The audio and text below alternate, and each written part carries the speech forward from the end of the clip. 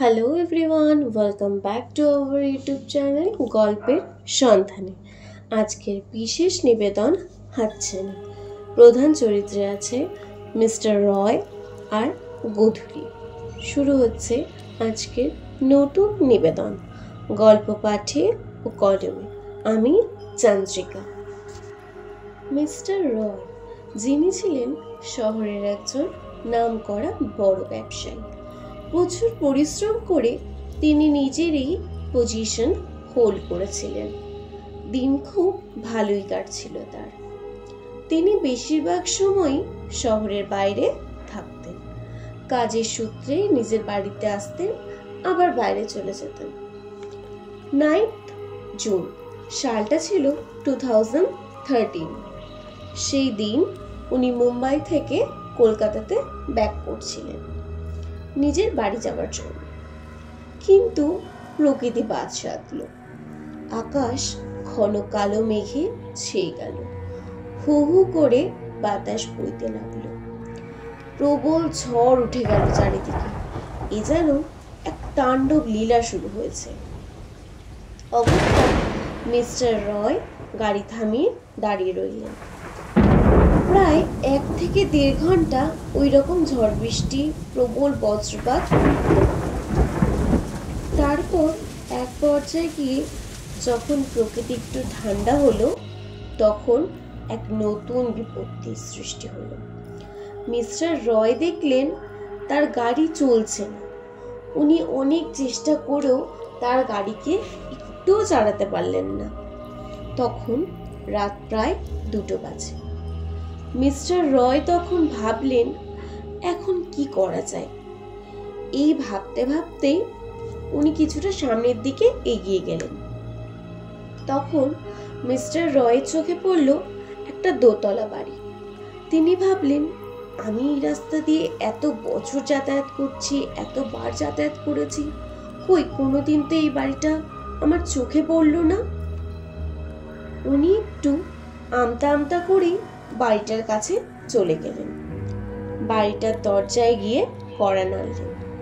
2-3 বার কড়া নাড়ার পর একটা মাঝবয়সী মহিলা এসে দরজাটা খুলে দিল। মিস্টার রয় মেয়েটির দিকে এক নজরে তাকিয়ে থাকলেন। দেখতে লাগলেন তার অপরূপ সৌন্দর্য। মেয়েটা ছিল অপরূপা, বয়স হয়তো ওই 24-25 হবে। বেশ খানিকক্ষণ বাইরে দাঁড়িয়ে থাকার পর মিস্টার রয় ইতস্তত বোধ করে বললেন এবং তার চোখ নামিয়ে নিলেন। উনি বললেন যে, আমি না বড় বিপদে পড়েছি, আমার গাড়িটা খারাপ হয়ে গেছে। এই ঝড় জলের রাতে কোথায় যাব? যদি আজকের রাতটা একটু থাকতে দেন খুব উপকার হয়। ওই মহিলা বলল, আপনি ভেতরে এসে বসুন। এরপর উনি ভিতরে চলে গেলেন। মহিলাটিও মিস্টার রয়ের পাশে গিয়ে বসল। তার নাম জিজ্ঞাসা করায় মিস্টার রয় বলল, আমার নাম ঋষি রয়। এরপর উনি মেয়েটার নাম জিজ্ঞাসা করায় সে বলল গোধূলি। এরপর দীর্ঘ কথোপকথন চলতে লাগলো। গোধূলি বলল যে, আপনি ফ্রেশ হয়ে আসুন, আমি আপনার জন্য খাবার রেডি করছি।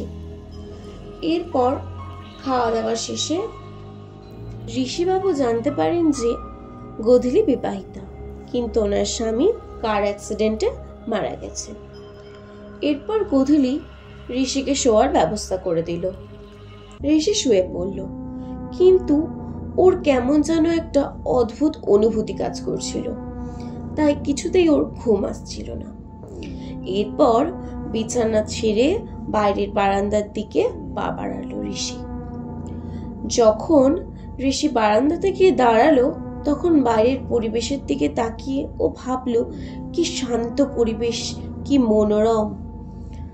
ইতিমধ্যেই ওর মাথাতে এলো গোধূলি ওকে বলেছিল ও যে ঘরটায় রয়েছে তার পাশের ঘরে যেন ও না যায়। কিন্তু ঋষি বরাবরই কৌতূহলী ছেলে, তাই ও গোধূলির বারণ অগ্রাহ্য করে ওই ঘরের সামনে গিয়ে দাঁড়ালো এবং একটু বাদে ঘরের ভেতর ঢুকে গেল। ঋষি ঘরে গিয়ে দেখলো ঘরে তেমন কিছুই নেই, কয়েকটা ছবি ছাড়া, কিন্তু ছবিগুলো চাদর দিয়ে ঢাকা রয়েছে। ঋষি একটা একটা করে চাদর সরিয়ে ফটোগুলো দেখতে শুরু করলো। একটা ফটোতে গিয়ে ওর চোখ আটকে গেল।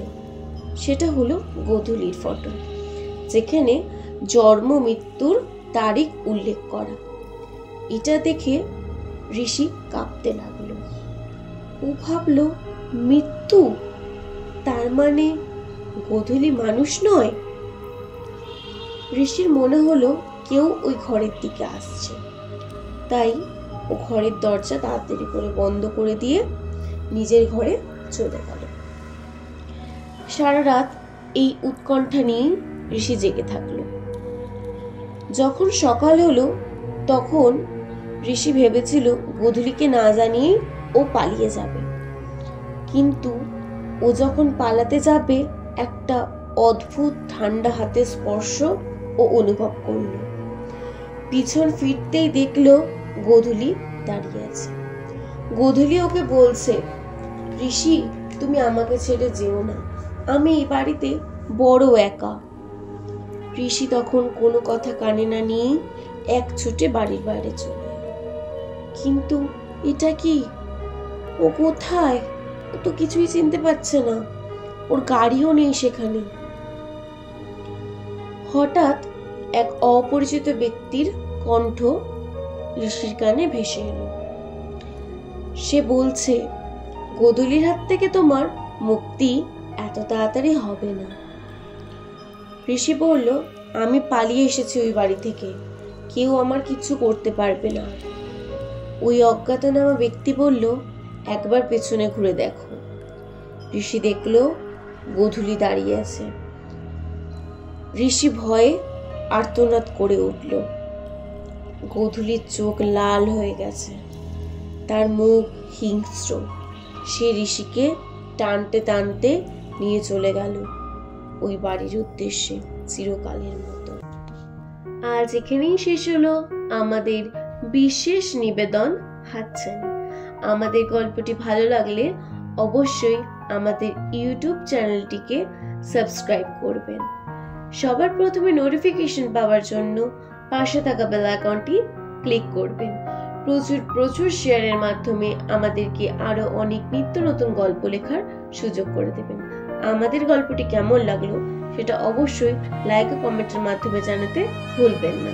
নমস্কার, ভালো থাকবেন, সুস্থ থাকবেন।